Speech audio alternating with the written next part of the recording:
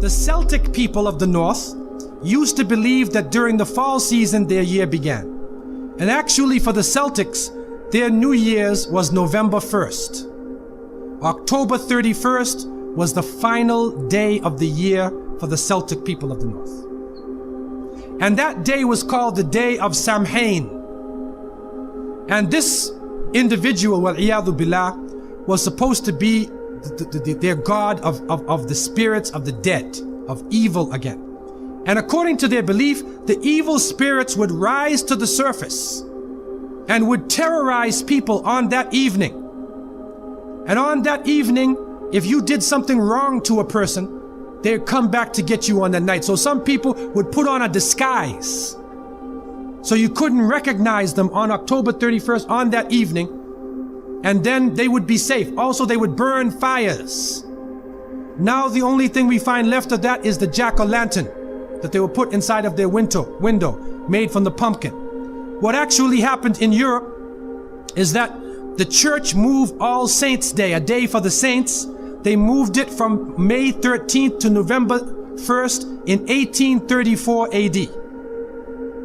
And so what they said was that the 31st night is All Hallows Evening. All Hallows Evening, which in America later became known as Halloween. Halloween. And they depict the forces of evil. What is happening now is that the children put on disguises. They dress as little devils, little witches, as goblins, vampires, anything evil, and they go out. And now with the new American way, they do trick-or-treat. And they come to your house asking for food.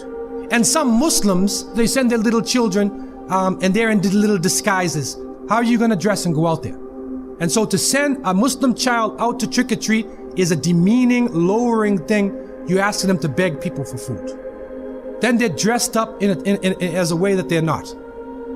Then when the candies and things come in the bag, how do you know what it is they actually gave you? Is it halal? Most of the candies today are made with gelatin, with glycerin. They're made with pork products.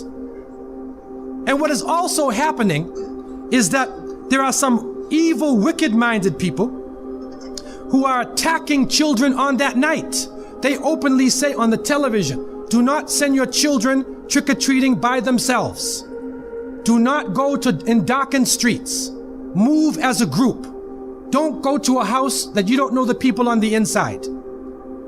And there are literally groups of Satanists who are capturing children, and they're performing a rite, sacrificing the child on that evening of Samhain, supposedly to get more spiritual power. It's happening right now.